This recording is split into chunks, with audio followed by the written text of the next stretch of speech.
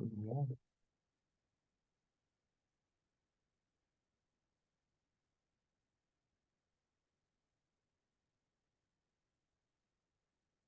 then since you are here, you can mute your mic and then turn off the sound as well.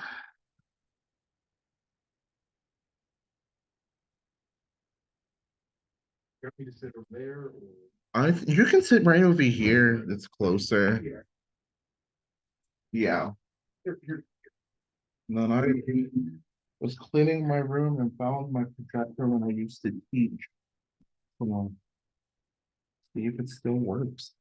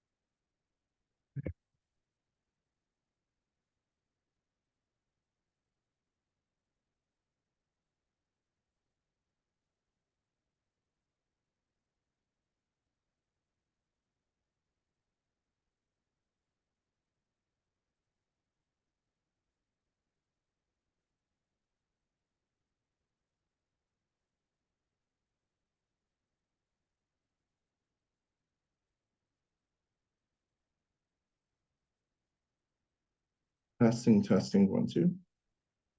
Testing.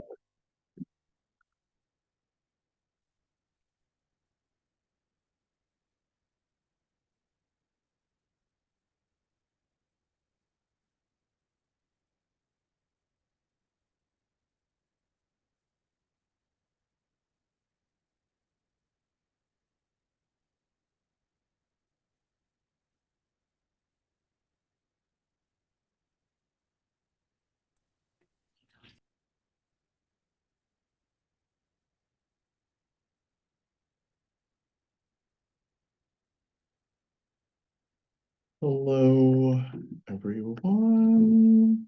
We're just going to be waiting for more people to show up.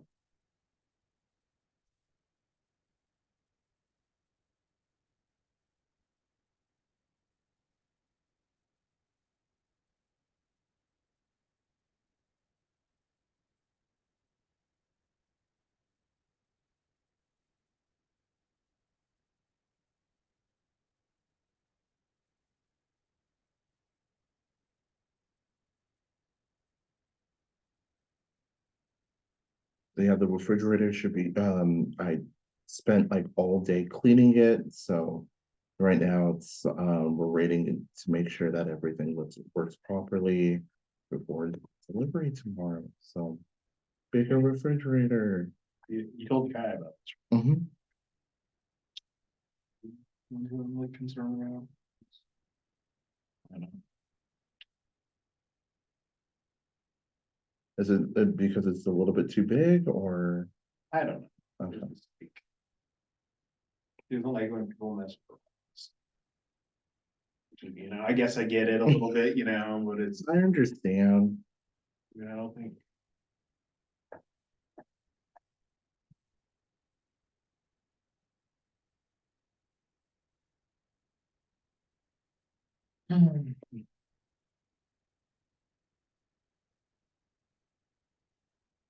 Hello, everyone. We're just waiting for more people to show up.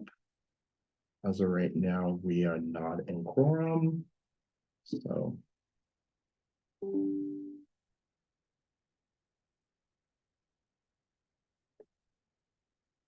Was Jared going to be here? No, unfortunately, He, I've been having a hard time trying to get a hold of him. Um, but hopefully tomorrow I'm gonna try to um see if I can schedule a meeting with him. Here. Okay, okay, Should be here around that time. perfect. I'll be here. I'm gonna be here too. Try and grab them real quick.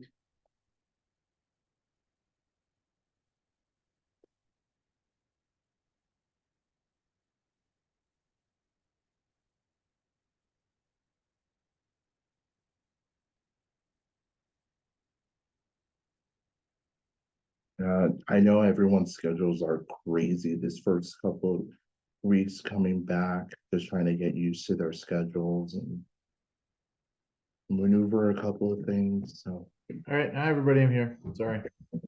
hey, no, you're good. We're still waiting for more people. We're still not on Chrome.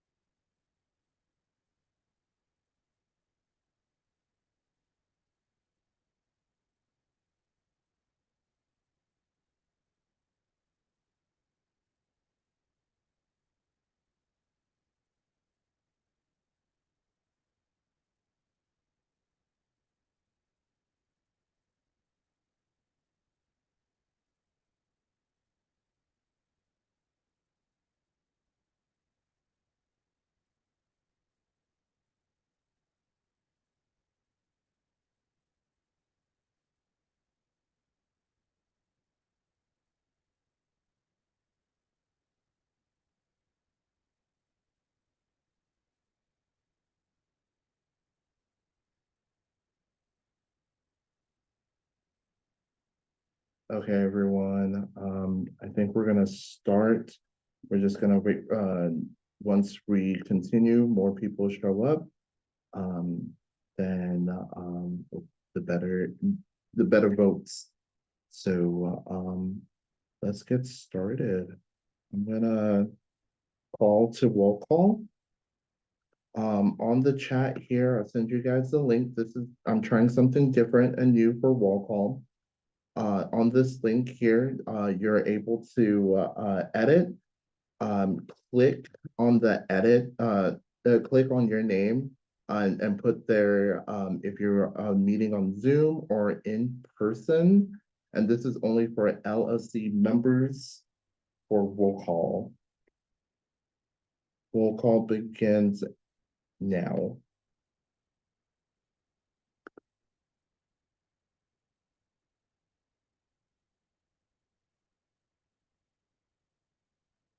Good.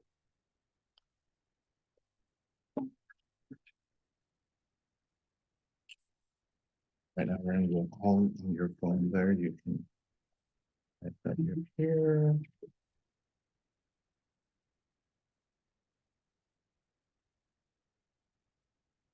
I'll type that you're here. Yes.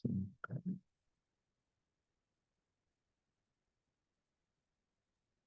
Hi, Ansley.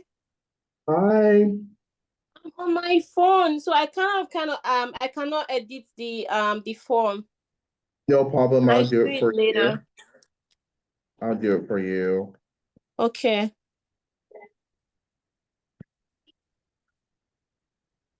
Thank you. You're welcome.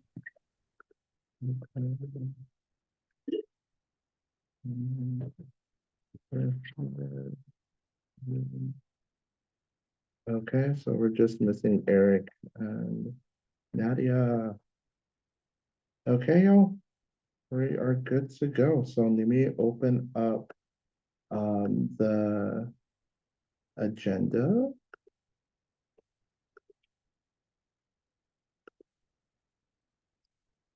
So everyone got the agenda. Does anyone want to make a motion to adopt the agenda? Sure, Ansley, I'll Let's say- make that motion. Okay, who's gonna second? Seconded, Perfect. And who was that? Rebecca. Rebecca, perfect. Awesome. All in favor to adopt the agenda, say aye. Hi. Also, anyone, any nays? Basira, I. Okay, cool. Okay, the motion to adopt the agenda has passed. Moving on to open business. Approval of the minutes from last week. Everything is online. All the recordings are also linked in our page from the last meeting if you guys have missed it. I think the only person that wasn't there was Travis, and he already texted me that he would not make it to that meeting. But simply just for a recap, just explained the future of next semester, what we're planning to do, and also start some icebreakers, so I can get to know mostly all of you guys and what you guys want to bring into the table for LSC. So does anyone want to adopt the agenda, the minutes?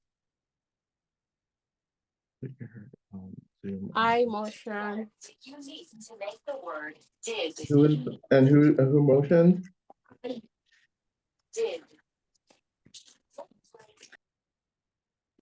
I heard a motion. Who motioned?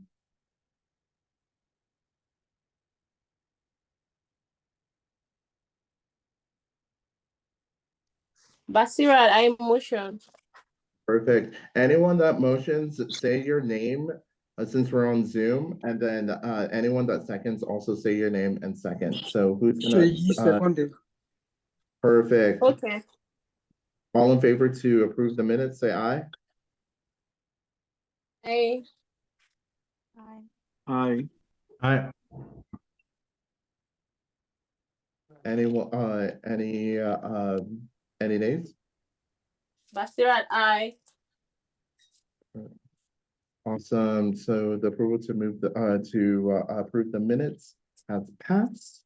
Moving on to media gallery public announcements. Does anyone have any announcements? The floor is open.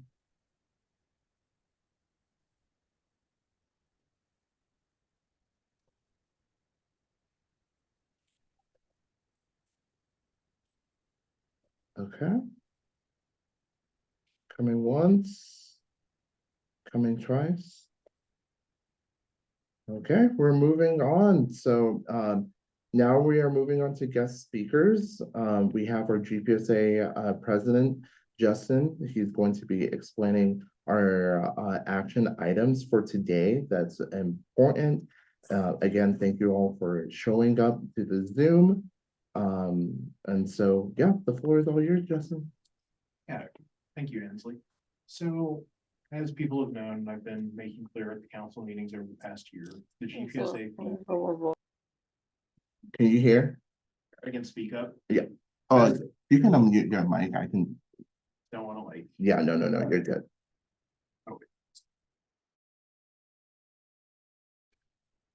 okay, is that better?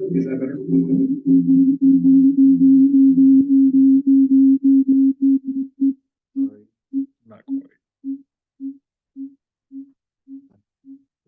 Okay. So, as I've been saying across the GPSA council meetings for the past year, the GPSA fee does need to be increased. However, the council has had some, it failed last time it went to a point. When it went up to vote.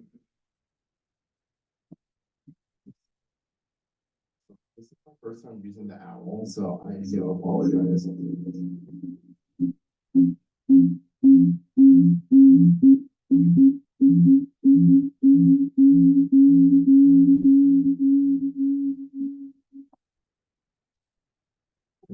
Testing 1 2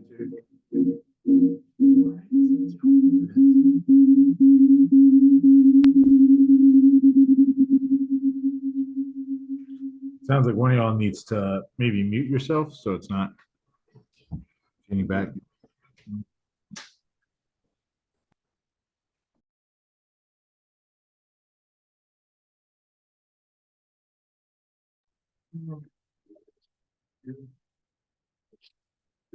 Here. I do apologize. So it's Sorry. okay. So let's see here. So yeah, as we've been talking about for the past, well, as I've been talking about for the past year, the GPSA fee does have to increase. We're having issues with the idea of providing for the GA chips. However, council has expressed substantial concern as to the value of these GA chips. And I do actually understand council in that way. I've kind of been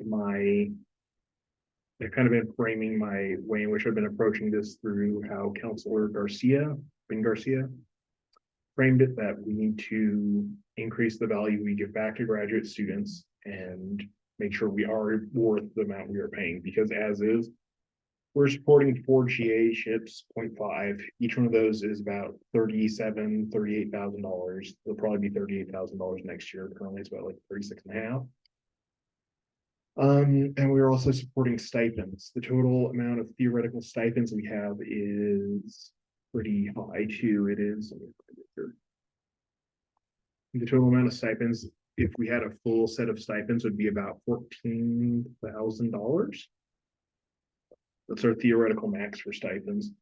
So to start with the judiciary bills to try and help get that stipend number under control.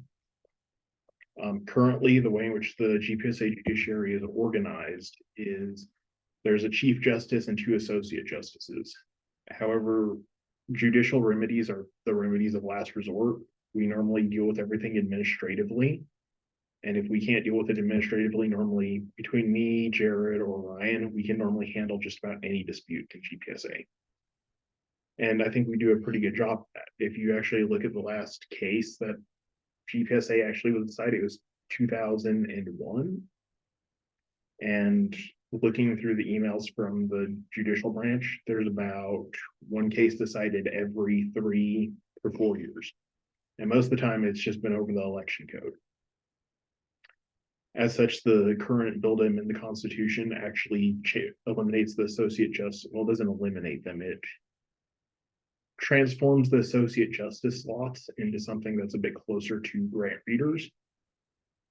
Because currently we pay the associate justices $500 a semester. And honestly, $500 isn't a lot of money per semester. It's kind of, and the odds that they will actually do anything related to their GPSA duties is about 1 in every 4 years. So in my opinion, it doesn't make sense to keep the associate justices active 100% of the time. And the way in which the amendment works is it makes it so that if a case is filed or a complaint is filed, then the Chief Justice will collaborate with the LSC chair, or not the LSC, the council chair, and look for 2 associate justices just for that case from council. And it would also give the associate or the chief justice a small budget to provide for this case too. And this would count as counsel service and they get a small stipend additionally for doing the case.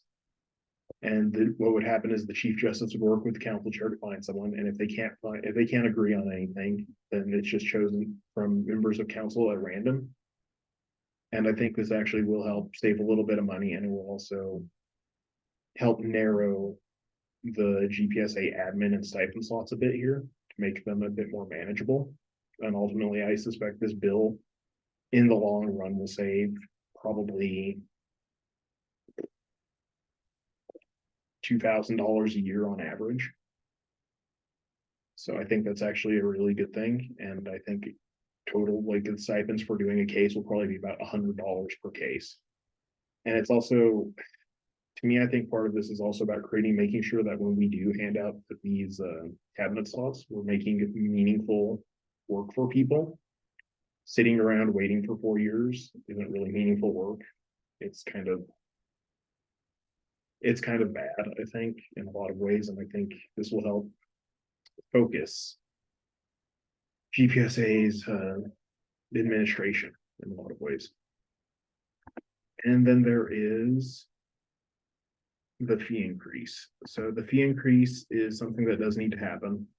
Currently, can I have the ability to share? I don't know if I have it already. Yeah, you're able to share your screen. I'm going to share this spreadsheet. So currently, this is my theoretical proposal for how we will try and get GPSA's finances under control at some level. Currently, we do have we have 5 GA ships. We have the president, 0.5, so about 37, 36, $38,000, depending on the year. Council chair, grants director, chief of staff, and PR chair. And I think the way in which we're going right now is we're probably going to reduce the PR chair next semester or next year to a 0.25 GA ship. One problem we've been having is coming up with meaningful work for the PR director.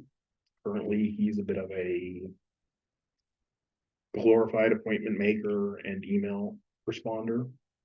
But I do think we have a way to make sure to keep that stipend to create value out of that 0.25 GA ship. Because right now we're working on a initiative where we're going to reorganize the PR chair into the public relations and fundraising chair. One thing we haven't done yet is tap GPSA alumni or university alumni in any way for money for our grants program. So the way in which this would work after the bylaw change coming up here, which I'm currently drafting, is I would like to turn that into a way that the grants director gives out money and the public relations chair and fundraising chair goes out and gets money. And at the same time from private donors is where the PR chair would get money. And currently the president and the chief of staff work to get it from public donors such as the government. And we've actually and there was also a bit of concern over the value of the president GA ship and the chief of staff GA ship. And I do think we have actually got a lot of value this year. As was attached to the email was the Graduate Scholarship Act, which we've been lobbying for all year. It would create $5 million in scholarships for graduate education, except for medical doctors and nursing. We tried to get both of those in there, but it didn't quite work out that well this year. However, nursing might actually come in this year, depending on what Governor Grisham thinks. Governor Grisham and the Higher Education Department Secretary apparently met today to discuss the Graduate Scholarship Act as is written. Governor Grisham wanted nursing students included. It's kind of a weird thing, just because that probably makes sense to her politically, because this could be framed kind of badly politically against her if it's passed without nursing students, especially if they have the nursing shortage. However, most people, if you think about it, the opportunity scholarship covers most of nursing. So this would basically just create more nursing professors, which I'm sure we could use in some way, maybe. I'm not sure exactly. But yeah, I think that's where that is going right now.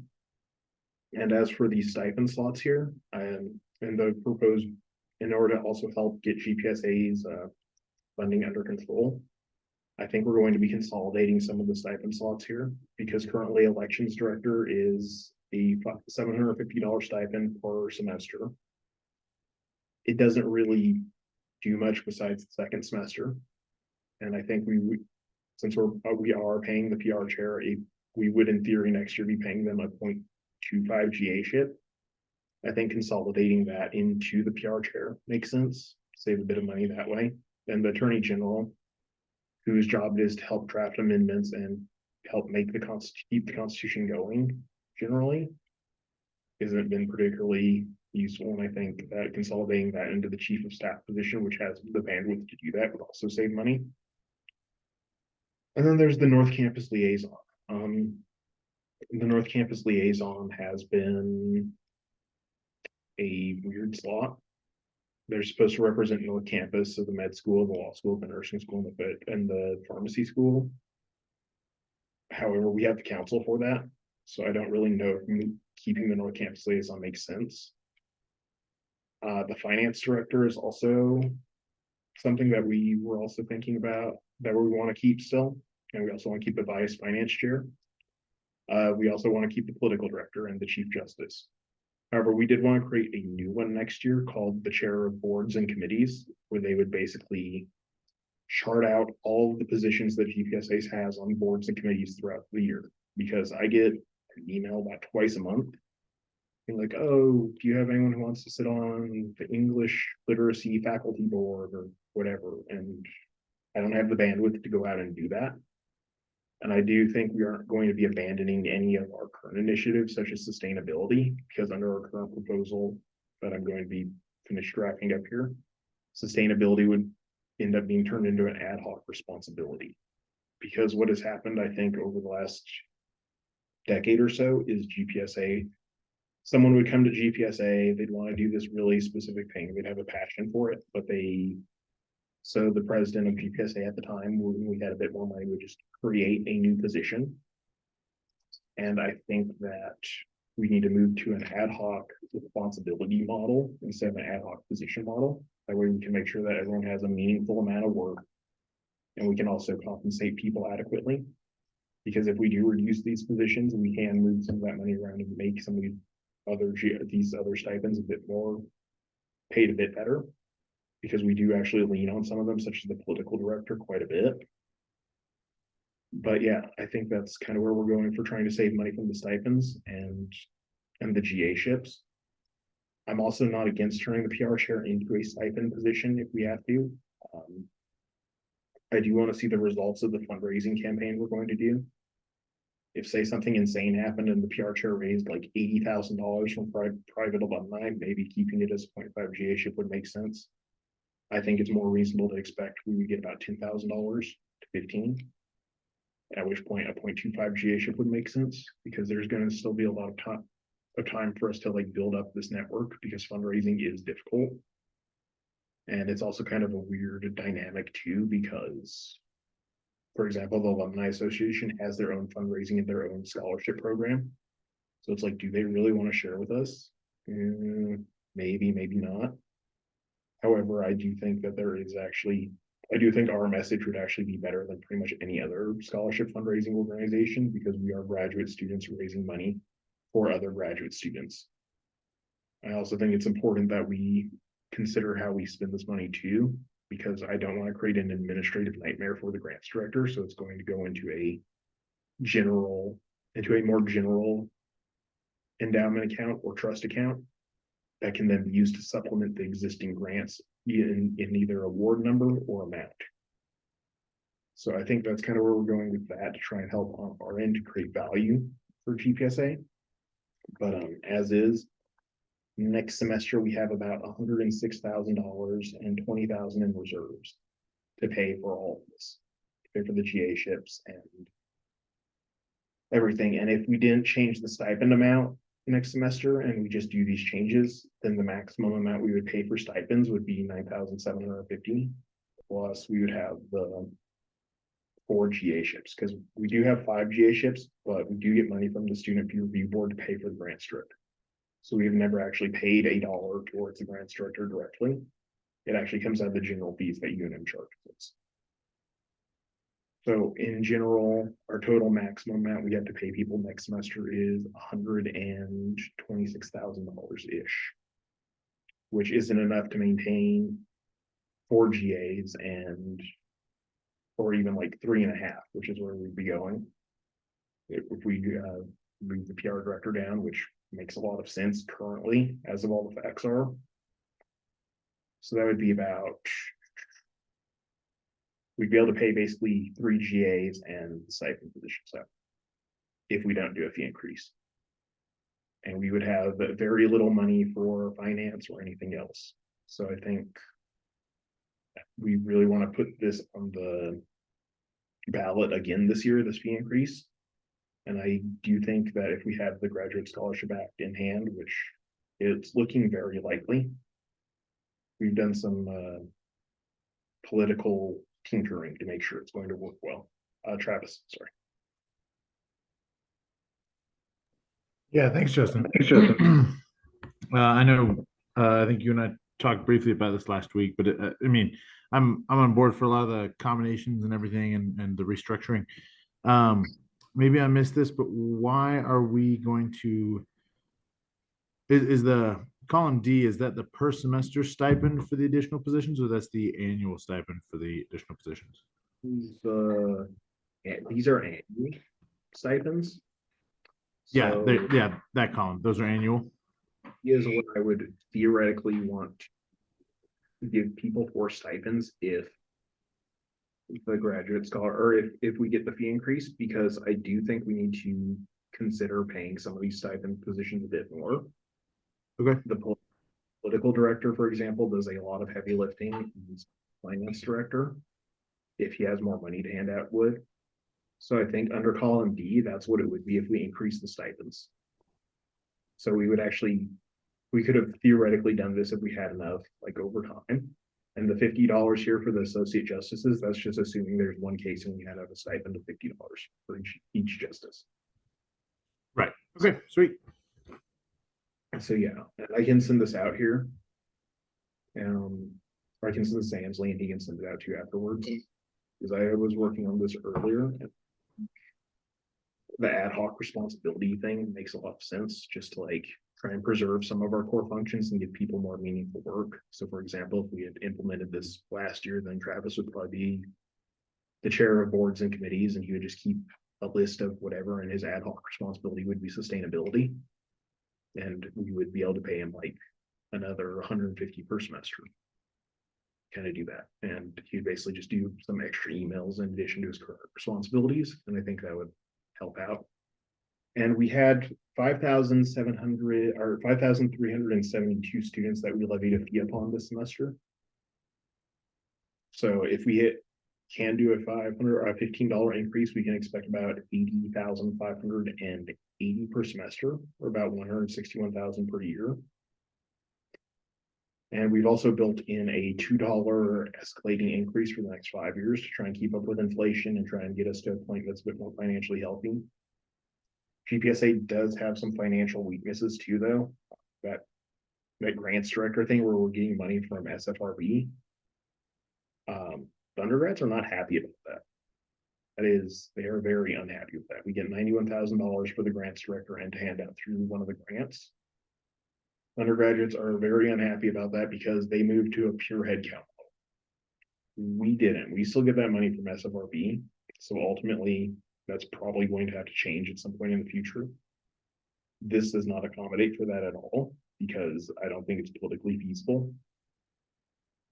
And I think with the graduate scholarship in hand, we'll probably be able to say stuff like, it's really important to increase the fee. That way we can defend this in the legislature, because ultimately, I think we really need to pivot towards making this work, especially if it passes, and trying to expand it a little bit every year.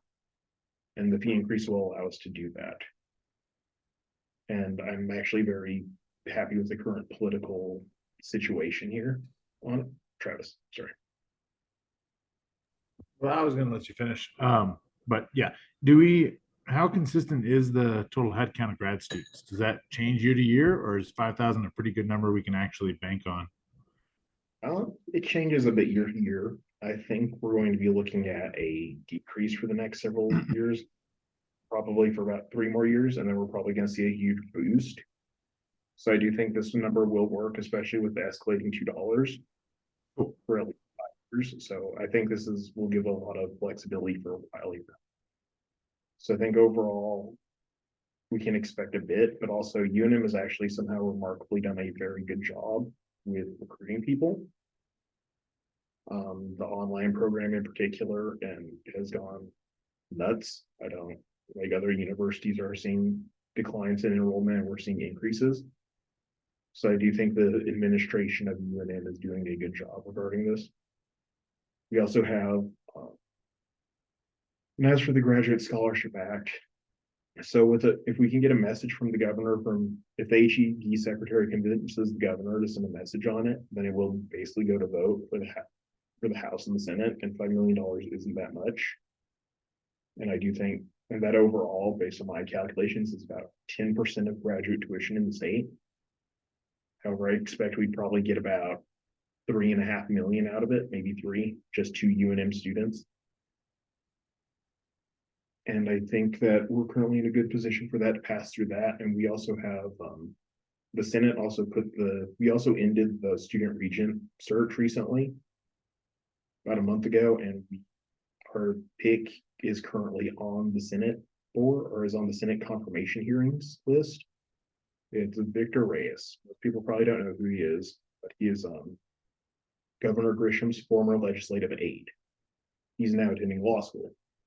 So I think that's going to really, so I think one of my plans, as soon as it gets through the Senate and House, is basically going to be to call Victor and tell him how much it would mean if the governor knew how much graduate students really want this and how important it is for graduate students and stuff. And hopefully he'll give her a call and let her know that. That way she will sign it into law, and then everything will work.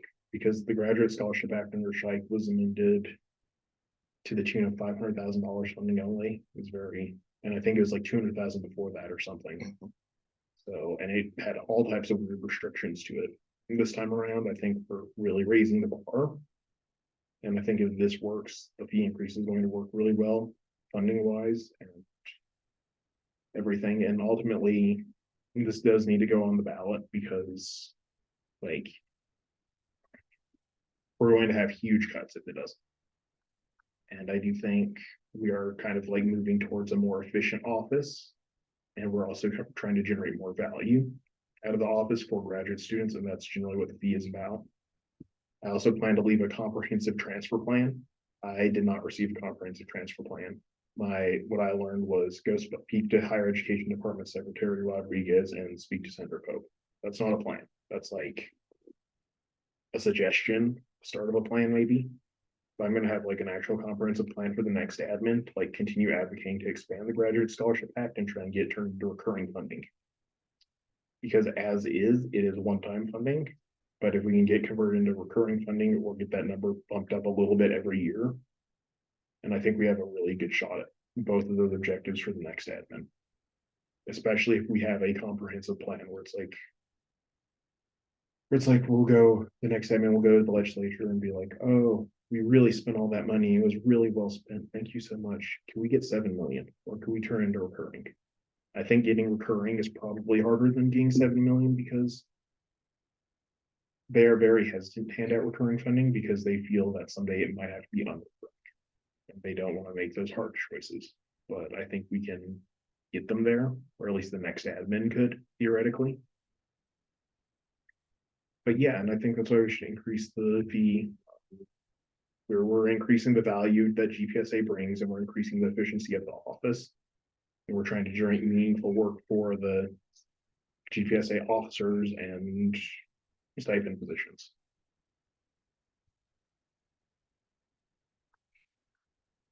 And we also, it's also is kind of a bit of a urgent thing because ultimately, if this doesn't go through on the ballot, the Board of Regents is our ultimate decider, and I will probably have to ask them to increase the fee, whether without student approval or not. Because that's how dire the situation is, basically, which is unfortunate. Additionally, the fee hasn't been increased since about 2006, apparently. So we're approaching 2 decades. on the same amount. So I think we've done actually really well in general, especially considering we put a lot of the fee over time into endowment accounts that we were originally granted from the legislature, and we've continued to expand those outwards. Are there any questions?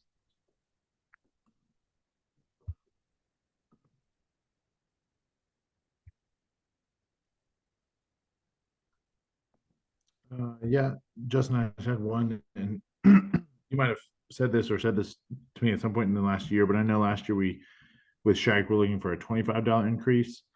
And this year we're going for the $15 increase, maybe because it's more reasonable for students to agree to, but I am just worried that if we aim low and then have to ask for a subsequent increase in the future, people are going to come back at us and say, well, you just raised it, last year. Ours is technically a $25 increase. It's 15 now and $2 per year for 5 years. Oh, right. Okay. Yes. Sorry. A bit on a different scale. It was Like $10. 10 and 3 for Yeah, 5 years. For I think. 5 years, yeah. So I think in general, Right. We also do have some other issues too, like GPSA. What really needs to be left by my administration too is like a comprehensive guide to finance and where we can get money from. For example, we've never gotten money from private alumni donors except for like the $100 that Brian Cologne gives us for the award every year, the Brian Cologne Excellence Award or whatever. But we have been able to do that for years. Apparently, we can, as long as we like do raise money in a reasonable way that comports with the university guidelines, we can do that and make a scholarship fund through that. Same thing with the legislature. There's also like what we ask for and how we ask for and where we go. People don't understand like where student fee review board falls into this, where GPSA finance falls into this, and where the legislature falls into this, and where private alumni donors fall into this. And I think leaving a guide to that would actually really help, because in theory, like projects that are like $100,000 or less and only affect graduate students, the student fee review board can handle. I'd say stuff that's like bigger than that, up to like $750,000 or less that affect graduate students and undergrads, the student fee review board can handle. Because that is, SFRB is the ASU and M show in a lot of ways. They outvote us like 2 to 1, I think. However, you actually look at the proportion of students, it should be like 5 to 1. So we're actually kind of winning in that regard there. Then there's the legislature, like anything that's, I think we probably shouldn't ever ask the legislature for anything like less than $1 million. Just because it seems, it's kind of weird if you like go up there and like, I want, because right now this year we're asking for the Graduate Scholarship Act, $75,000 for the HSC rural rotation grant and $250,000 for solar panels. The problem is it's like, oh yeah, I want $5 million for this. Oh, and $75,000 for this. It makes the other one seem kind of weird and not useful. And to add into the problems with the HSC rural rotation grant is mechanically dispersing it to the med students has been difficult. It goes into an account for us at main campus at SGAO. We hand it out, it gets sent to the main campus financial aid office. Then it goes to the medical school financial aid office, who then screws it up, and we have people who were awarded it a year ago and haven't gotten it yet. So our grants director has been working hard to do that. But asking for money for like that recurring is kind of weird when we could in theory ask for like $1.5 million to start an endowment for that. And then not have to ask for that again year after year. But yeah, overall, I do think there are things that there isn't really a comprehensive guide as to how we should be asking for money. And I do think that we do actually need to like come up with that on my way out. That's on the list of things to do, along with the comprehensive transfer guide. But yeah, I would like to respectfully request that the LSC moves to add this council agenda or the council action items that way.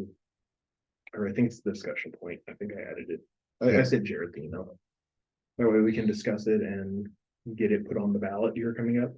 I think also bifurcating it from the presidential election makes a lot of sense, since we can call special elections. That way it's not the presidential election and this fee increase. We can kind of have people narrow it down to one or the other. I just don't want people running for president on this as a wedge issue, because it's just that important that we get it done this time. So I think that's kind of where the fee increase is at. I think we're moving to administratively make more value for GPSA. And I think overall, this administration has been very good, at least when it comes to the graduate scholarship act and these other asks. I think there's probably a 90% chance the graduate scholarship act is actually going to work. So, like the big version here that applies to international students, anyone who's just here as a resident for a year or whatever. So, any questions? Sorry, Justin, one more thing. This is not on the fee increase, but if we're gonna move both of these forward, then maybe it's good to just do both at the same time. The final line of the amendments to the the judicial branch says no associate justice shall serve on more than 2 cases or disputes. Do you want to put a time frame on that, like 2 cases per year, or do you want to just make that 2 cases period? So, Cases period is fine. I mean, I don't, because the way in which it's basically structured is our maximum amount of cases we would be able to do would be like half of the council times 2. So it's basically we'd be limited by the amount of council members we have. And as I said, Right, but yeah, so what if we struggle to get council members or struggle to find council members that will agree to be an associate justice? I mean, it says that they will be chosen at random if they can't decide. So I think it's just kind of a part of being a member of council, but that you'd have to do this, and I don't think it's going to be that big of a burden. I suspect the time commitment's probably 2 to 3 hours, and you can get a $50 stipend. There's also a commensurate clause, so if like something's really hard and they're struggling with like 8 hours or something, bigger stipend. But in general, I think it should be good as is. Cool. Then, I mean, I move to forward both of these to full council.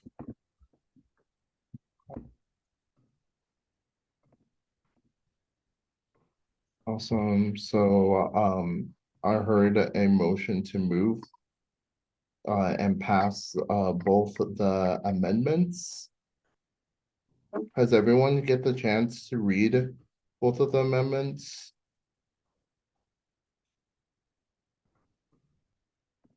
I think everyone has. Does anyone have any questions? Okay, so I heard a motion, I heard a motion to move. Oh, do I see someone remove the mic. Does anyone have a question? Yes, I have a Yeah. question, please. Yeah, this is Shay speaking. Yeah, I actually want to like ask about the proposed stipend for some of these positions and how that some of them, the proposed stipend is actually $0. So I'm wondering whether the positions are less important or there's no tax at all committed to these persons. I mean, I'm just trying to ask why the proposed stipend is 0. I mean, yeah, for some of these positions. Yeah, that's because under the bylaw change that I'm drafting currently, we would eliminate those positions or roll them into other responsibilities. So elections director would be moved to public relations chair. So that'd be something the PR chair could do, because if next year we pay them 0.25, we can have them do elections because it's pretty discreet. I ran elections at the law school one time and wasn't that bad. It was probably like 4 or 5 hours of learning, but I feel like with Ryan helping kind of guide the PR chair too at the same time, it'll be pretty quick. So I think that will give us a little bit more value out of the PR chair. The attorney general would also be moved into chief of staff. We would have to have a savings clause though, because if the chief of staff is the one that brings the complaint, he can't represent GPSA and himself. So I need to think about how I'm going to do that. It would probably be like, if the chief of staff has a conflict of interest, then it shall be someone else who represents GPSA in the judicial court if something happens. But I think that's kind of where it's at. And the North Campus liaison, that one's a weird one. It used to be health director. The COVID pandemic has kind of ended. Well, it's mostly ended. People are still having trouble with it, but it's not quite as essential as it was to have that. And that ended up That used to be the health director, then it got turned into the North Campus liaison, but North Campus has slots on the council. The law school has 4, the med school has like 3, I think, the pharmacy has like 2, nursing has like 3 or 4. They have slots on the council, they can get representation that way if they feel need to. Additionally, we don't even have a North Campus liaison this year. So we did that to save some money here because that's where the financial situation is at.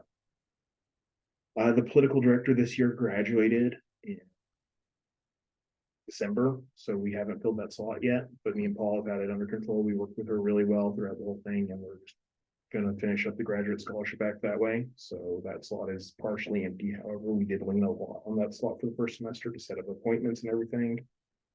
So if the fee increase happened, we would want to increase that stipend for her or he or whoever it is next a bit, just so they have the ability to, just because we do lean on them more, and we probably would want to give them like a travel stipend. That way we could send them to Santa Fe once or twice without us to kind of go out and do things and meet with people.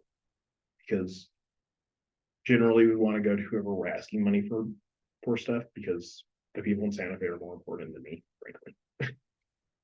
You know, that's just how asking for money from people kind of works.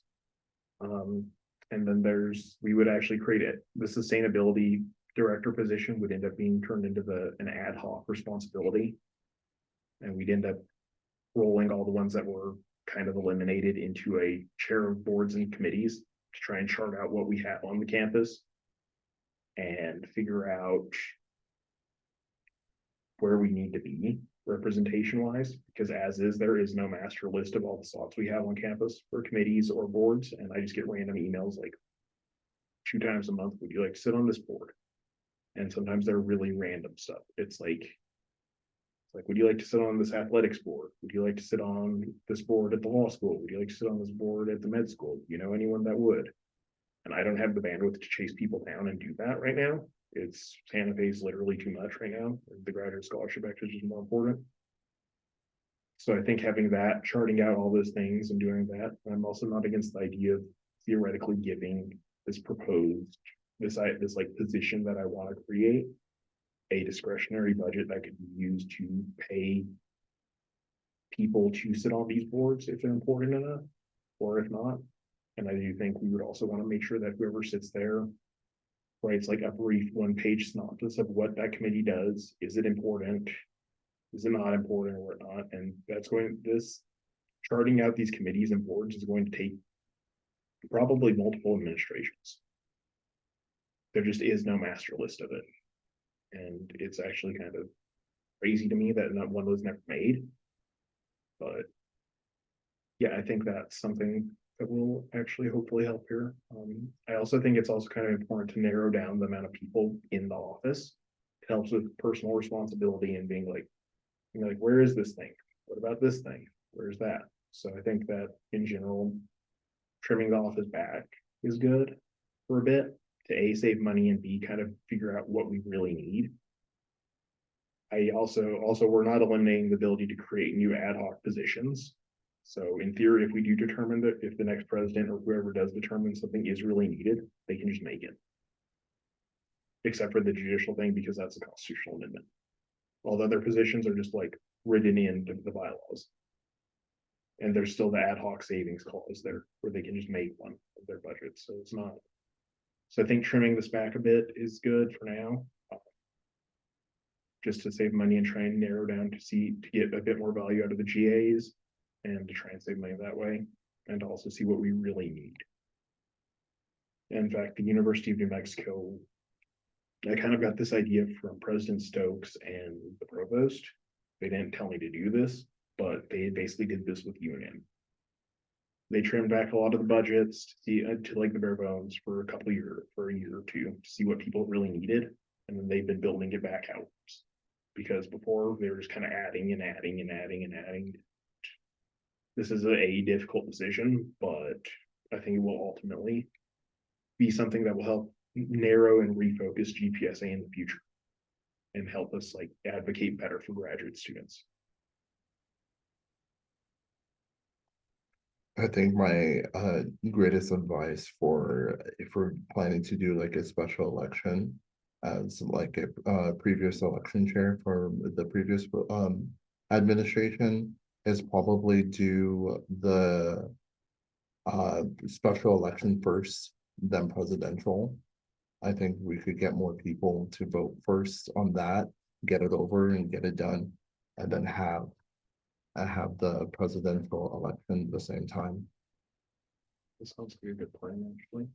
I was thinking of doing it after, but I think After will literally people will get tired. If you do it before the big thing, everything gets pushed and you're on board, then the next person that is running at least has something in the table to move on, and it's not too political from there. okay, and that's good. Yeah. I'll look into that here. I'll look into the exact timeline because there's definitely like a timeline that I have to do it by in the bylaws, and I was looking at it and it definitely worked after the first election, but I'll also have to get with Eric here and see what things look like ultimately. Mhm. But yeah, I think we also have a good thing to potentially run on this year when it comes to the whole graduate scholarship act, because we do have to, if this passes, we have to defend it next year and we'll try and expand it. And we Exactly. can't do that without any money. Anybody, that makes sense. Rebecca, Yeah, sorry, you probably had mentioned this and I missed this, but I've been trying to figure out what column C is. column C that's a big question. It is that's currently what we are paying this year. In theory, And B? that's our current maximum in theory is what we would pay. However, and our column B is what we actually are paying, basically, because so like, for example, the GA slots, we have 2.5 current GA slots. However, we actually pay for 2 because one is subsidized by the Student Fee Review Board. And under my proposed for this budget coming up, unless like something insane happens with the fundraiser, which I'm skeptical. As I said, I think us raising $15,000 to $10,000 would be a huge victory. We would cut the PR chair down 0.25 GA ship. I think that's an adequate amount for the amount of work we have for the PR chair. And if we do add the fundraising responsibility in, and it works well, then that also gives them time to kind of build it up. Okay, so that's for a year or semester. That's for the whole year. These are by year, so annually. This is how much we pay. So, Okay. So the D is the proposed yes, that's stipend, correct. right? Yes, this is currently where it's proposed. This isn't being voted on yet. This will be a bylaw change, basically. And So I I'm think seeing that like there's an increment for some positions, right? yes, and there is, just because, for example, we do lean on the finance director a bit and the vice finance director to kind of do a lot.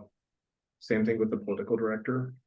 Chief Justice would remain the same because we just don't have any work for the Chief Justice, but we do need that he or she to hear just in case something does happen.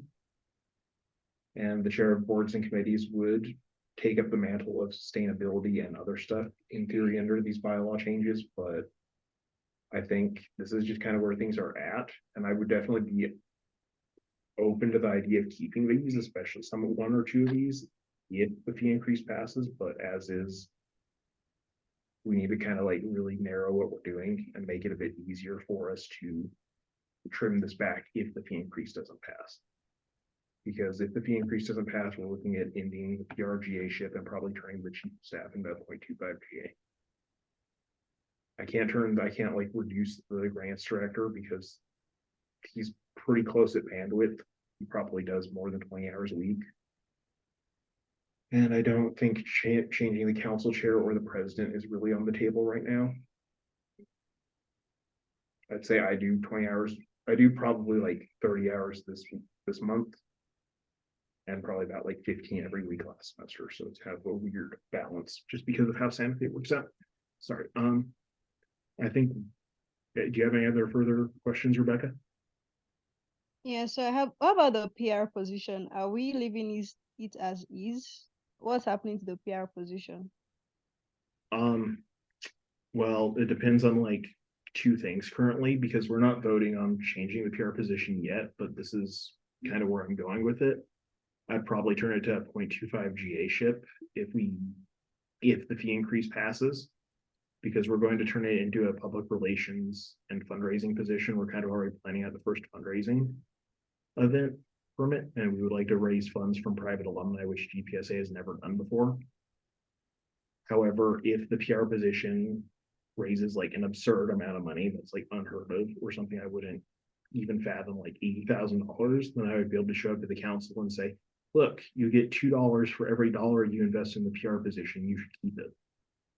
However, I don't think that's going to happen. I think we're going to get $10,000 to $15,000, and that definitely gets that closer to being valuable, where it's like, look, you get 75 cents on the dollar.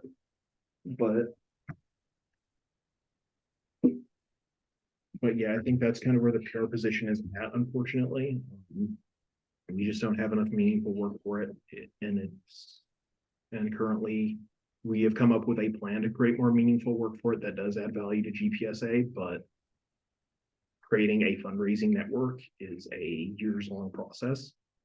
So I suspect someday the PR position, if it does get turned into a stipend or a 0.25 GA ship, will probably return as a GA ship if it's successful at fundraising. Any other questions? Yeah, so my last question is, so what's the plan, seeing how last administration wasn't able to successfully pass the fee increase bill? So what's like the plan for this administration to ensure that it gets passed? Well, as I talked to you earlier, I think the final plan is to go to the Board of Regents and explain to them how important this is, and ask President Stokes and the provost to put pressure on them and to just pass it anyway if people don't vote for it. They have the authority to do that, which I don't want to do that. That's frankly anti-democratic, what I'm suggesting there, and I don't want to do that, but if we have to do that, we will do that. Or I will try to do that. I don't know if they'll go along with it. I suspect they probably won't. And as for getting votes, we do have, I think that with the Graduate Scholarship Act as a thing to show this is what we did, I think that will really help. But frankly, I think the whole Shikes Graduate Scholarship Act thing, like, look, I got another $200,000 and I lost $25,000 on the HSC rural rotation grant, it's not compelling. I think 5 million is a bigger number, and people are like, will be a bit more excited about that, because especially since it includes international students and undocumented students, then that literally creates a huge incentive to be like, yes, we really need to fund this, because it also allows me to give a proportion, because I suspect, because as is, I'd be able to go and be like, look, we got the Graduate Scholarship Act. You get a return of $15 per dollar you pay at GPSA salaries. Because then that's like an insane return, and people would have to be insane not to vote again for that. So, and I'd also be able to say this Graduate Scholarship Act is in danger if we don't have enough money to pay people to continue to advocate for it. So I think one of the issues that the last administration really had was dissemination of information, not the lack of information. So yes, there's all this plan in place. There's been cuts in from different part of like the expenses incurred by GPSA. There is efforts to ensure that money is gotten from the state to fund graduate student education. We have all this information, but how many people, how many graduate students have that information? Everybody would try to like revolt against a fee increase, no matter the amount. But the important part of it is getting to like the grassroots level, where the people that would be voting on this thing know the thing they are voting on, and know the efforts that's been made by the GPSA to ensure that, okay, we are trying to cut expense just so we have money in the system to fund everything related to graduate student and professional association activities. But as I said earlier, how many people know? What is the plan to make sure that they know that this is the thing that has been going on? This is the information. Everybody knows this is what is going on. This is the effort that's been made by the executive or the leadership of GPSA And this is why, this is what has informed the need for an increment. But I think without that, all those things that has been put in place is very good. There's a lot of hard work that is already going into it, but it still would potentially not go through if the people that will be voting do not have the information that they need. So what's the plan to ensure that people at like the department level that probably have no business with council, have no business with anything, just in their offices or their labs working, how do we ensure that they get this information and they know what's going on? And I would like to just probably add on to her too. I think one of the biggest concerns that we mentioned with Shaik was that there wasn't that much PR like application. So most people are not getting the word, just only like 1 or 2 emails from the president. Nobody reads emails. Yeah, I think people don't actually read the GPSA emails. I actually kind of wonder the value of the communicate nowadays. I think this is actually going to be an issue for council, and I'm going to have to work with the council to do this. And I think the way in which we disseminate it best is by the graduate. My timeline would be graduate scholarship act passes. We come up with our talking points like, look, you get 15 times your return on investment. You need to really, and then we send this out to the council chair. He sends it down to disseminates it through council, and they take it to their respective RSDAs, and we send it out that way.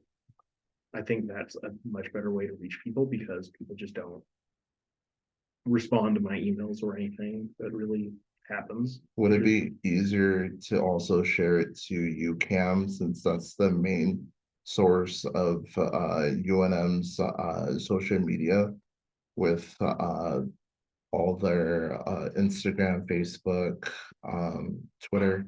I'm not sure if UCAM would be super useful there because they're kind of the university's social media, not really our social media or stuff.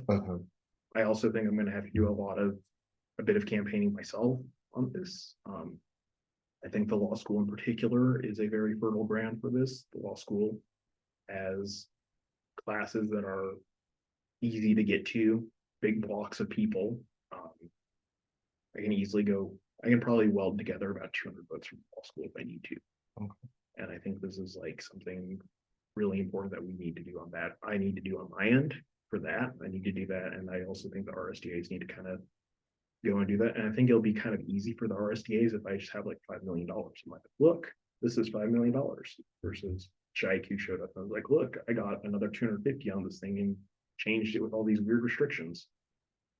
Which one of those is a compelling thing, one of those is not super compelling. So yeah, and I think Wilfred had the next hand up. Sorry. Yes. So quick question. Probably it's because we don't have like a written document that we are speaking to.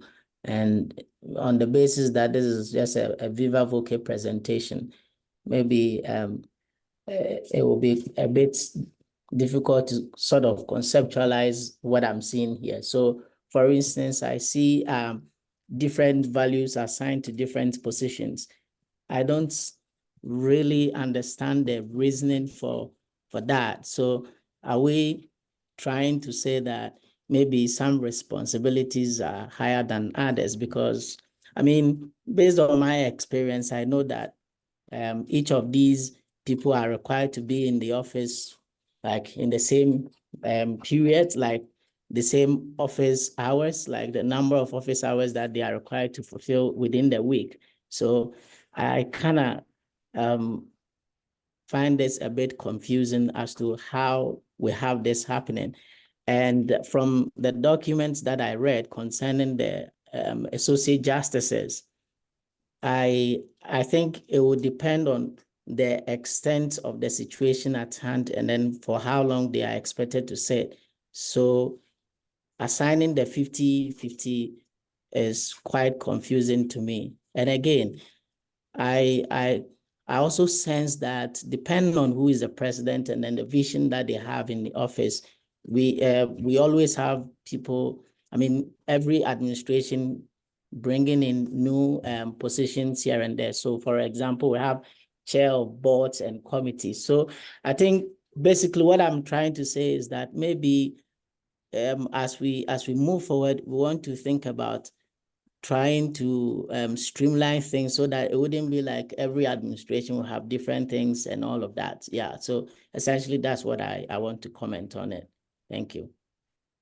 Yeah, I'm hoping to go through the bylaws and actually incorporate the ones that we're going to keep into the bylaws themselves, such as the chair of boards and committees and other stuff. I think one of the responsibilities that I want to kind of assign the boards and committees is making sure they understand how SFRB works clearly and help other people understand how SFRB works. One of the problems I had is chairman of SFRB this year was I had never done SFRB. It's actually fairly complex and a lot of just random moving parts, and it is also the ASU&M show.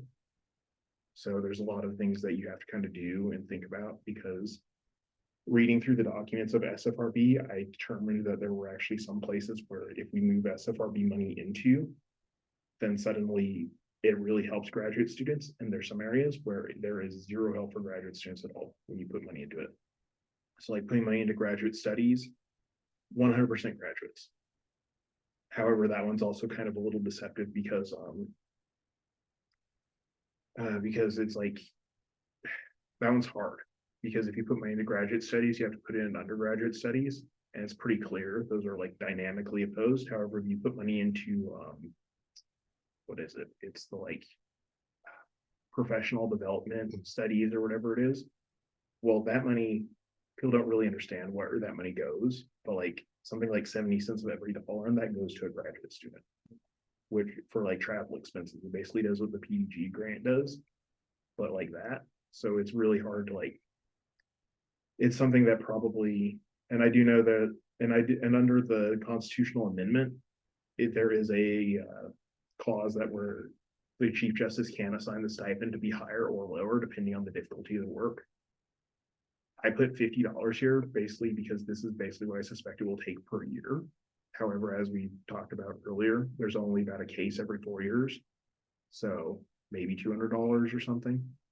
However, the GPSA fee increase thing also has a balance forward provision. So when we put money to the Chief Justice and give them a discretionary budget of like 400 or 500, that $500 gets carried forward.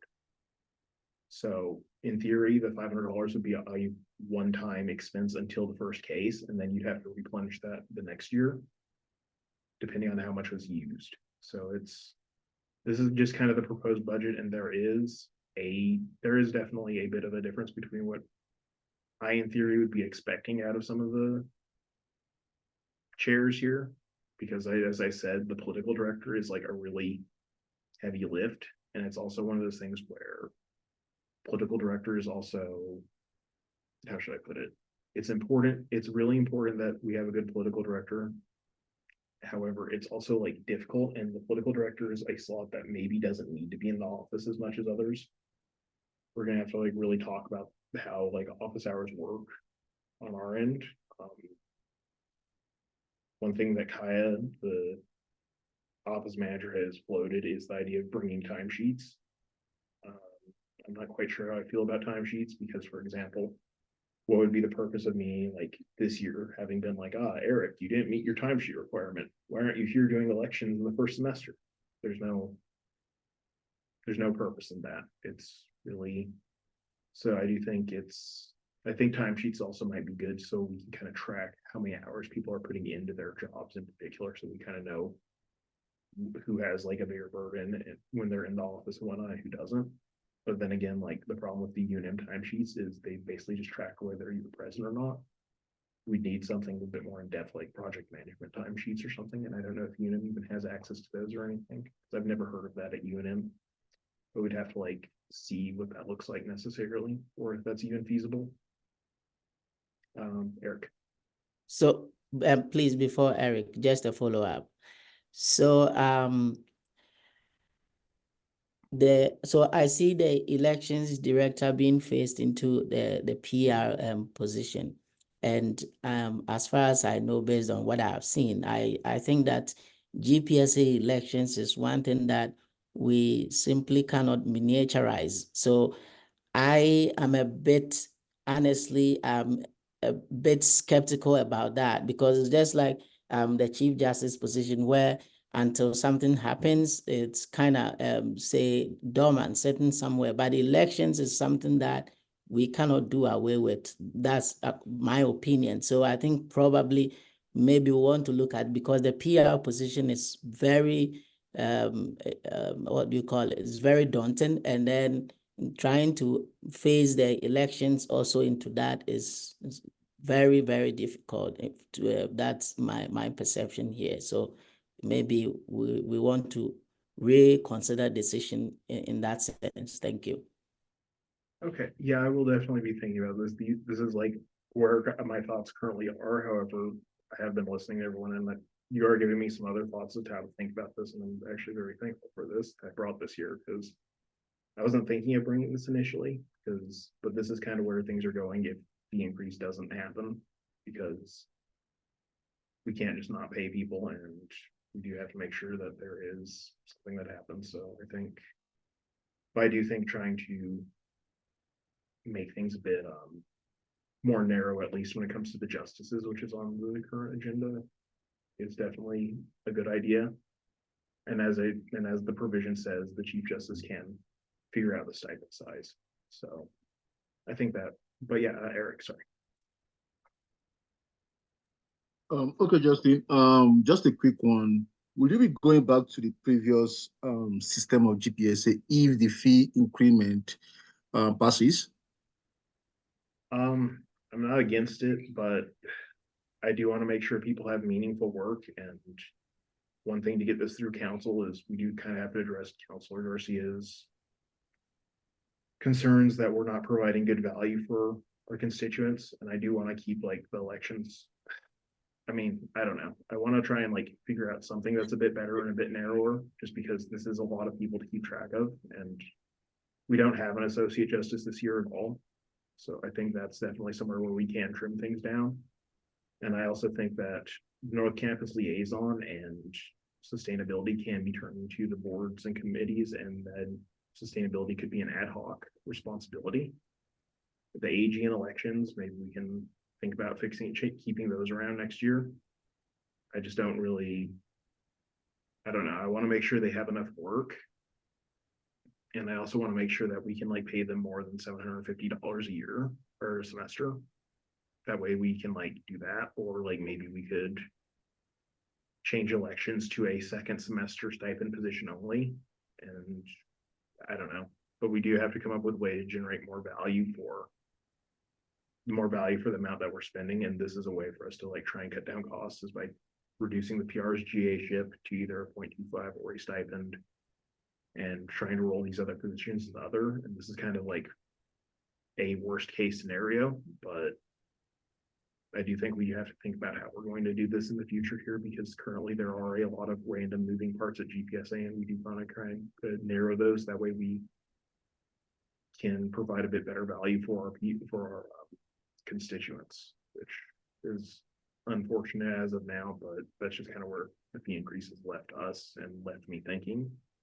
So Okay, that's fine. So this is just like a follow-up on what Ansley and Rebecca pointed out initially with regards to publicity, trying to get graduate students to understand and believe in what you guys are doing and why they need to vote for the increment of the graduate study fee, graduate student fee. So I don't know. I sent a mail to you, to you and Paul, with regards to one of the strategies you can employ, just to like make a 1-minute video where you just like tell people, like tell the graduate student what you guys have done. Like maybe the grant chair will come and talk about how much grant they've disbursed. The finance director will also do the same thing, and just a 1-minute video that can just tell to the graduate students what you guys have done, what you've achieved, and why you want to increase this fee. I think with that 1-minute video, everybody will want to like watch, see what you guys have to say, and it may convince them to like approve that. It's just a suggestion from my own personal view, not an election director, but just as a member of an LSC. Yeah, I'm just writing this down in my notes. I'm sorry, I'm not texting. I'm writing this down in my notes. No, this will actually really help because that's one of the things that I've mentioned last year with the previous administration, because I've noticed with the email that Shaikh sent, I asked a group of people about it. They didn't read it, and I remembered telling the previous administration, we need a video, a 1 minute video at least. People will watch for 5 seconds. If you have a tiny hook, it will be on it from there. So if we could probably do some recording, I'm willing to help edit too as well. Know how to use Canva from there, and I could help Joseph as much as we can, like appetite, not appetite, but I also there's one other thing I think we also need to look at too. I think President Stokes and the provost are very much in favor of this increase because they have been taking $50,000 from them for the last 4 years. That funding kind of has to come to an end at some point here. Like, we can't just be like, oh, the provost can kill a GA ship and a half, or the president can at any time. So we can't really do that anymore from them. We'll rely on them for that funding, but they are in favor of the fee increase in a lot of ways. I think maybe we could convince them to send that email to send out to the deans of all of the schools and colleges about all the great work we did in Santa Fe this year, assuming everything goes well. And as I said, we do have some like real options for getting the graduate scholarship back pushed through when it hits the governor's desk. I think the phone call to the new student regent, if he's appointed by them, maybe even if he isn't, because the committee, I'd have to look at the committee schedule again when the Senate appoints him. But I think in general, our new student regent is going to help us a lot regarding when it comes to getting the graduate scholarship back through and helping the next administration to continue to expand it or convert it into recurring funding.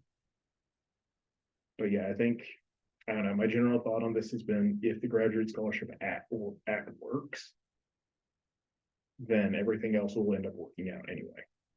We'll have really good talking points that are like undefeatable, and I'll go and heckle all the people at the law school to vote.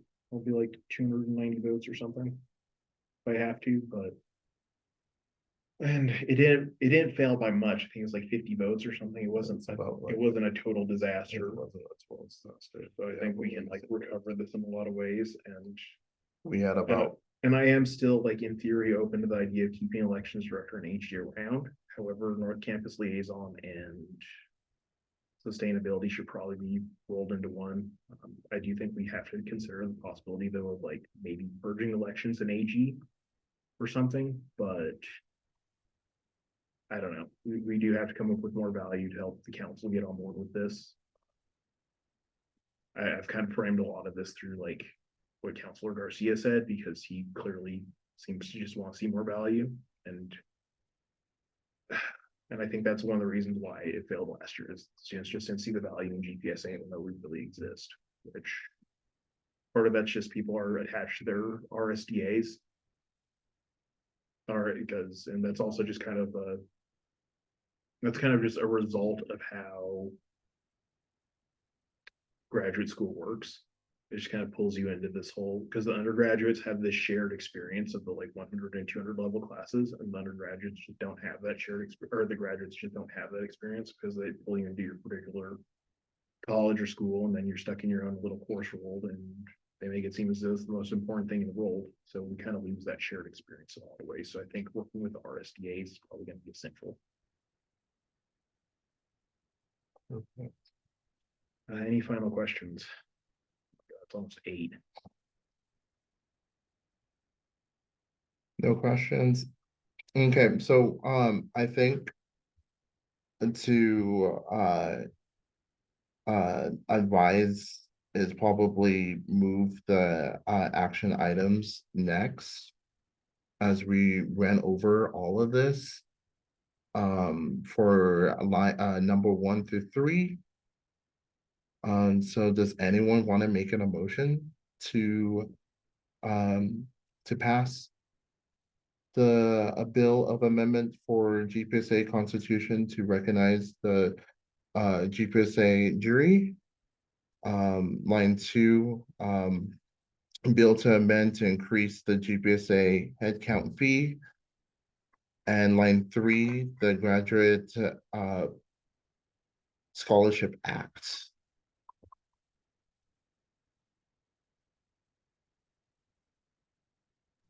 I move to approve those. So, This is Travis. does anyone want a second? Seconded, Blessing. Okay, Blessing, awesome. So all in, for the first vote, all in favor to approve the first bill amendment, let me go back. Line 1 to approve the bill to amend the GPSA Constitution to recognize the GPSA jury. All in favor, say aye. Aye. Aye. Aye. All opposed? Awesome, the amendment has passed. The approval to pass the bill of amendment to increase the GPSA headcount fee. All in favor, say aye. Aye. Aye. All opposed?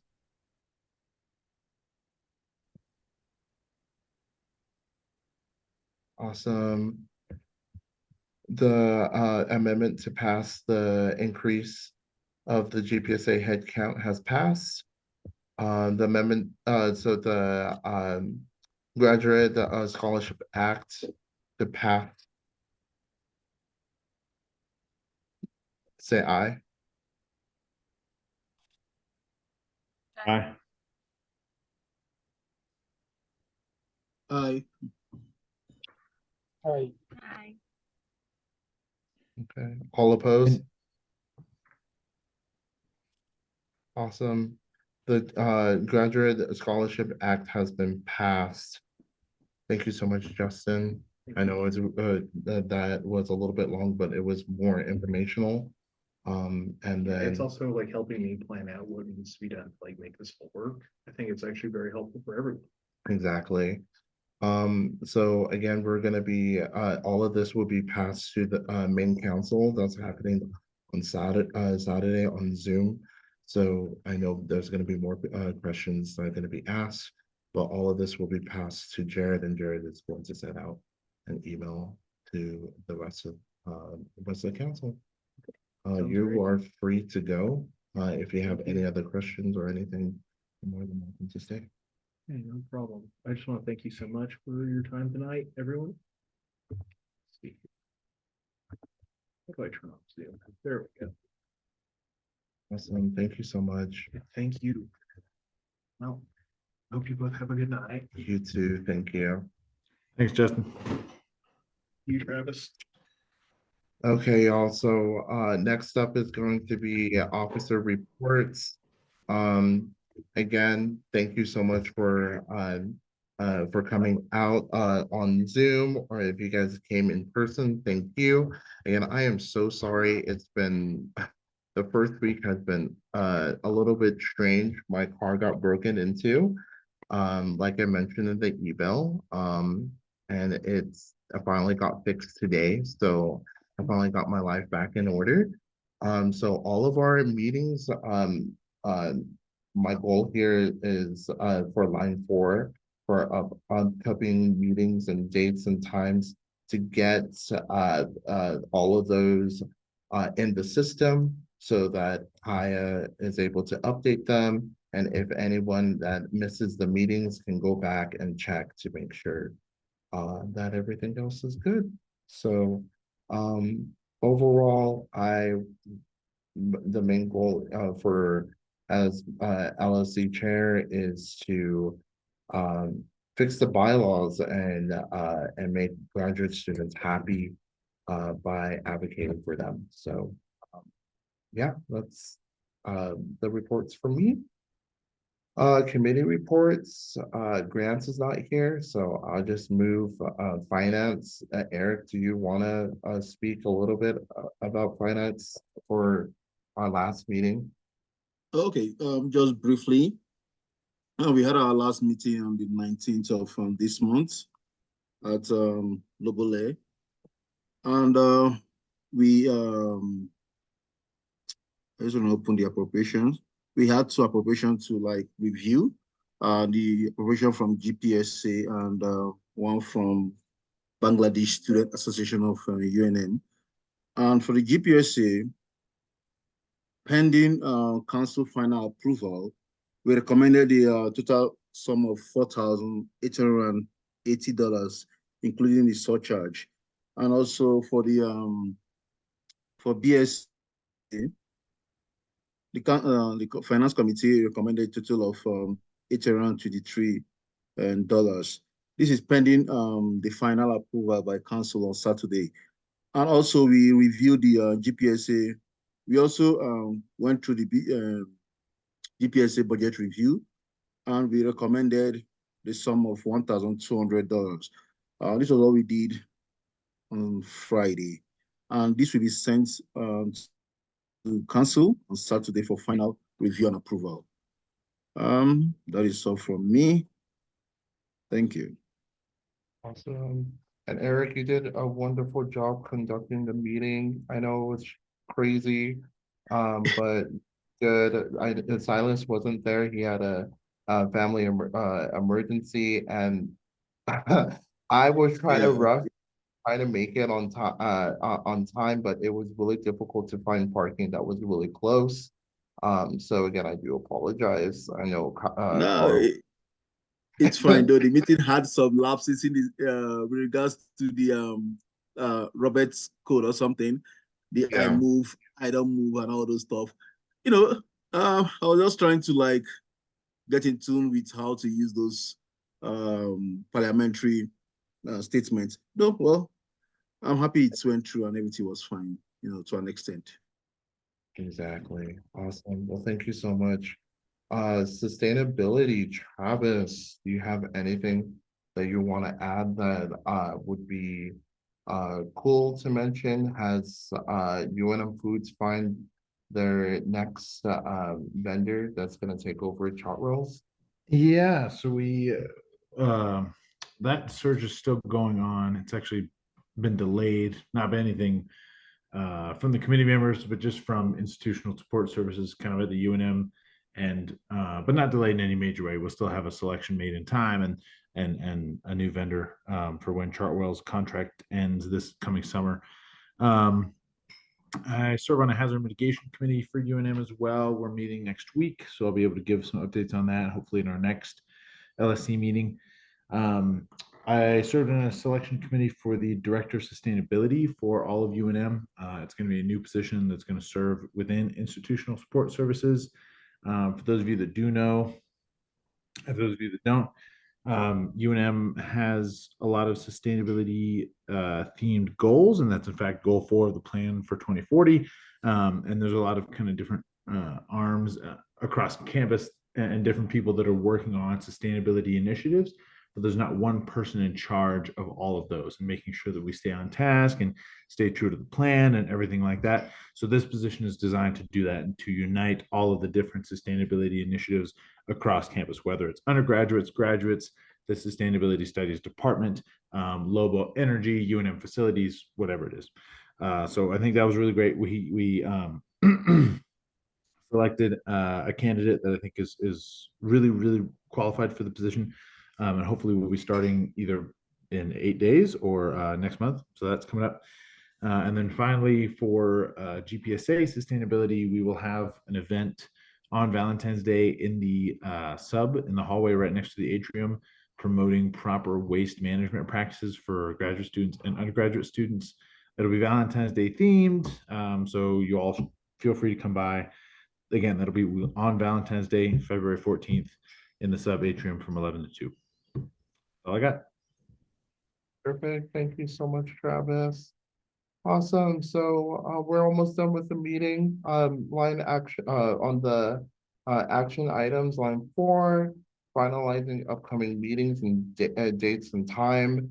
Right now it is the meetings are still on Saturdays, but if you look at the website, it is a little bit confusing. So I do want to try to get all of that updated before the next meeting, so all of you all know exactly when our meetings will happen.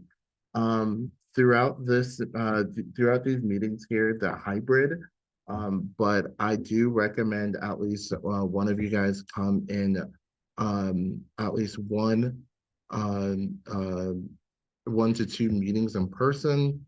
It's just a easier way to get your voices heard if we have any guest speakers. But then also too, I want to see you guys' face in person. So I'm not by myself in the office. So yeah. So right now we're scheduled for today at Mondays. Do you think Mondays are easier for all of you guys? No. No? Okay. Anyone else?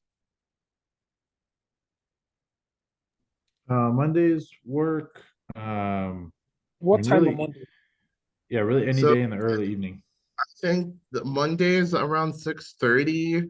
I th has would 6:30 or 7 would be okay, would be good. I think later down the line, once it's close to like elections and changing the bylaws, meetings will be a little bit longer. So I try to get it done early as possible. Um, so our Yeah, I next can do meeting. 7 p.m. on Monday. So a council meeting is gonna be on the 24th of February. We have to meet on the week of the 12th through the 17th. Unfortunately, I cannot meet with you guys on the 14th and the 13th. Those are my busiest days. But I am available on the Monday, Friday, and if we have to do a Saturday, Saturday is going to be on around noon.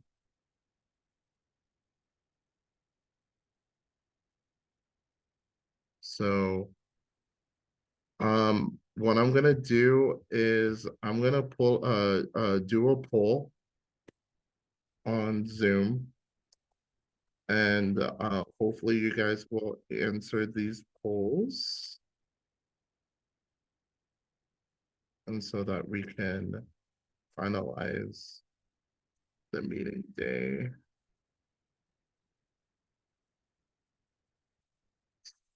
All right.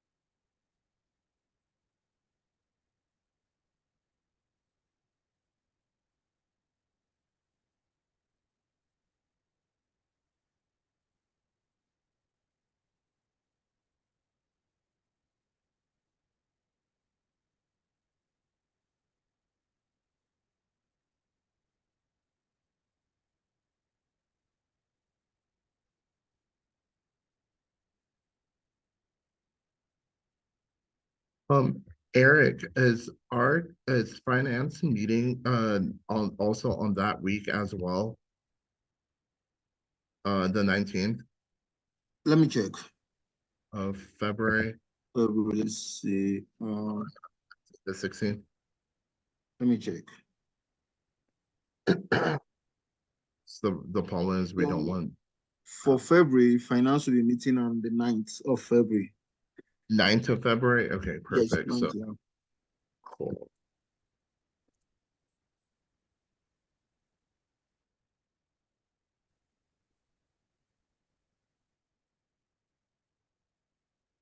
I'm almost done, you guys. Thank you.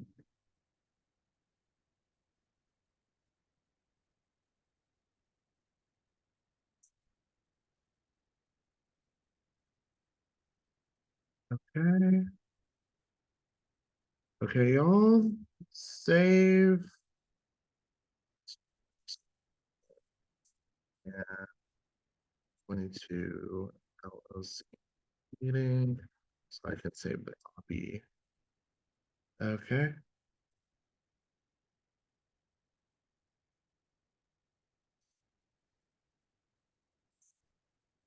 Okay, the poll has started. Just answer those. And from there, and the highest one is gonna be the one that we're gonna have host our meeting for February.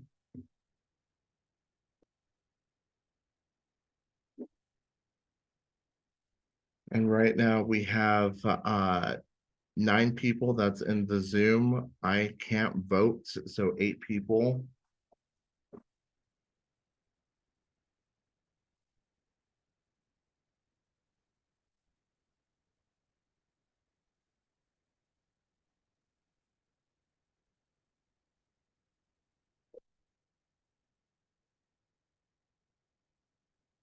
Okay, we're missing 2 more people.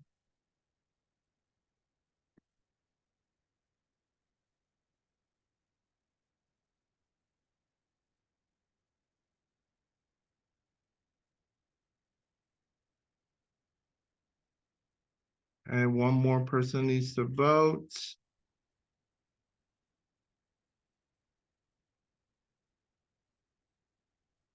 If you're unable to vote, just tell me on invoice.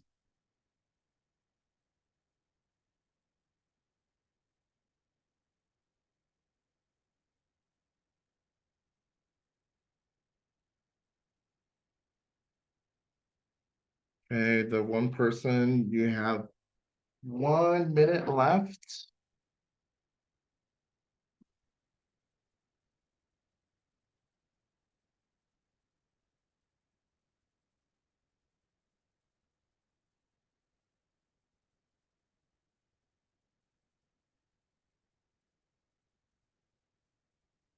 Okay. And the poll ends. So our next meeting is going for February is going to be the 12th of February at 6:30. At 6:30, you'll be meeting at on Zoom or in person. In person is going to be at the Lobo Layer, room 1045. I'll write this down so that I know. Awesome. So I'm gonna have the same poll again.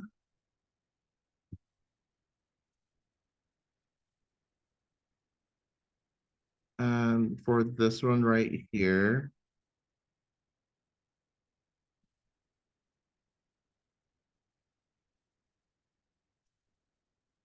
For this one right here is gonna be for March. You know, our spring break, is it the 11th to the 16th? That's correct. Right. Let me check.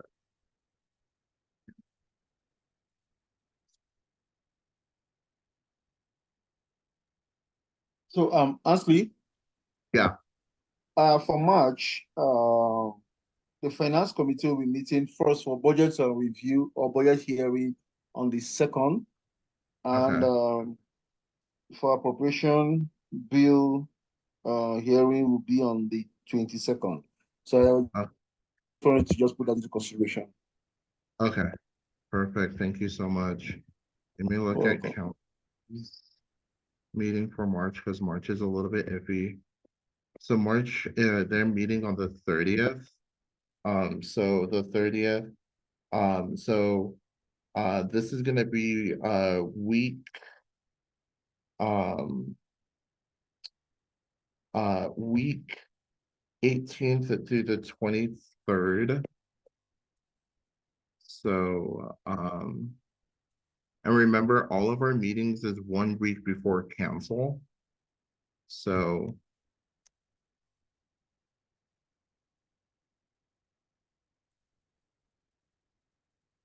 And so you said the 22nd, so I'm gonna remove. Oh. Do that. So the 22nd, so Saturday is still around noon. And then 22nd is Friday. So Thursday.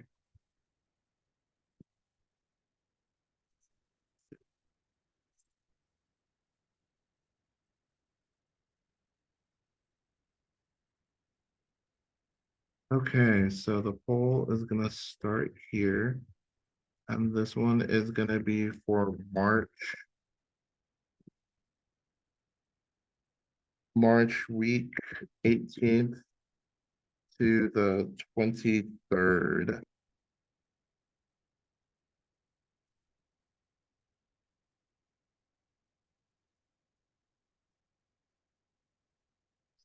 This one right here. Launch. Okay, you guys should be able to answer. We have 8 people.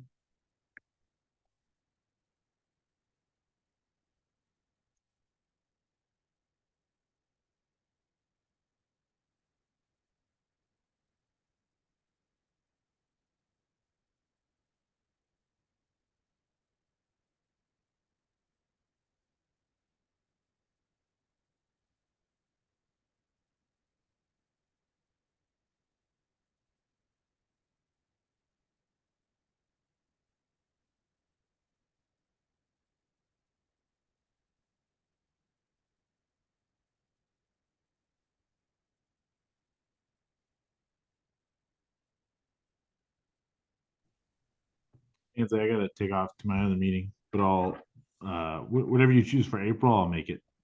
Okay, perfect. Thank you. Yeah, of course. See y'all.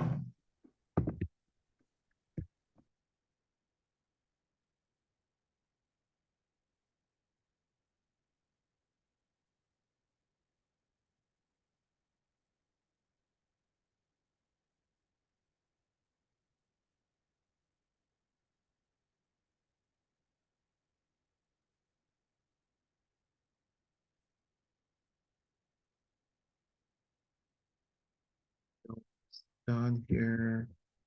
Thank you so much for your guys' patience.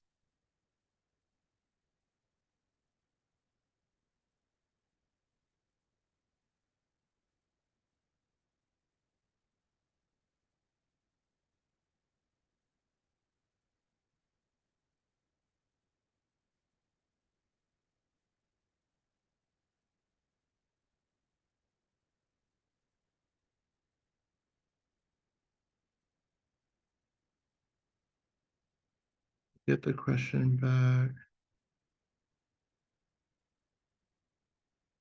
I didn't get the question back to me on the question.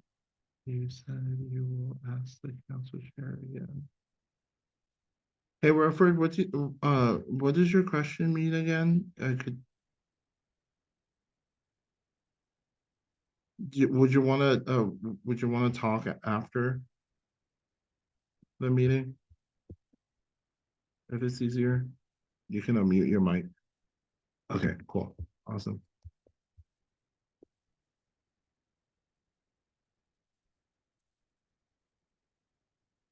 Okay, so I am going to end the poll. Monday for a March has passed. And then don't know if that is our last meeting.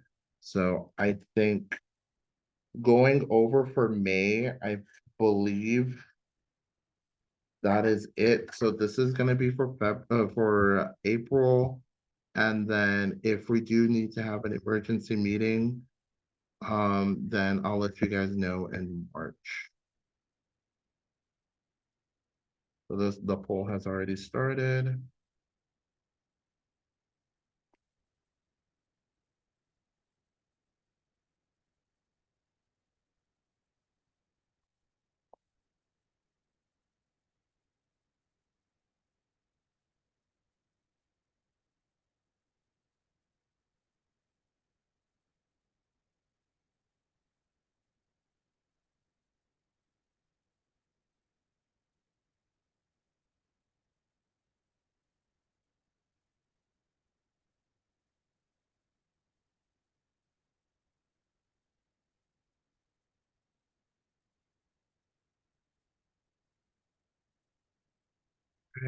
We need 7, so we have 5 people. We need 2 more people that can vote.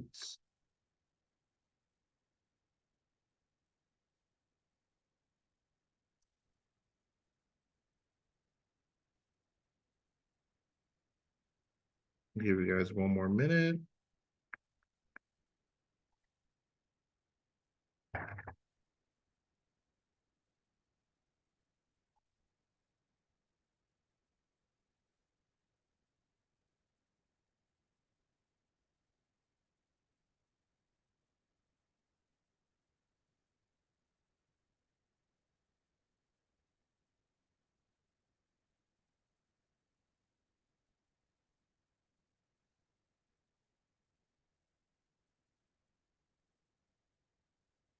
Okay. I'll be ending the poll here.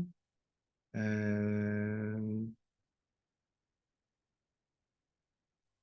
3, 2, 1. So for April, it's going to be also on Monday as well. And that's going to be the 8th. This is going to be on the 8th of April. Since regular council is going to be the 20th.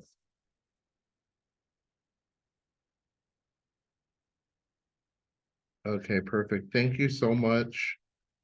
This does really help. So I think the last components of the meeting here before we adjourn is our next main GPSA council meeting is going to be on Zoom this Saturday at 10 a.m. If you have any questions for Justin or anybody else, you can get those questions answered. Also, I am still missing your guys' cell phone numbers. I think that's just another easy tool to get a hold of you guys in case if there's an emergency. Sometimes usually email does the trick, but for faster communication, cell phone is you're getting your guys' cells will be a lot easier.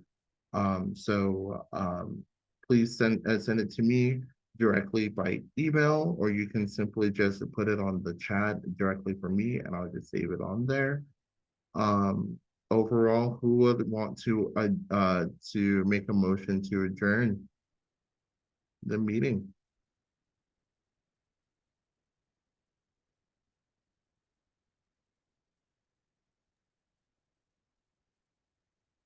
Hi, Eric. Okay, move to adjourn the meeting. Okay, who's gonna second? Seconded by Shini. Seconded. Okay, perfect. All in favor to for adjourn, say aye. Aye. All opposed? Okay, the ayes stand. The meeting is adjourned. Thank you so much for attending. This meeting here, I know it was super long, but at least it was good to see you guys at least meet with the president and get your guys' questions answered. But yeah, thank you. Hopefully we see you guys on our next meeting. All right. Thank you. Bye. Thank you. You're welcome. Rayford, you can stay.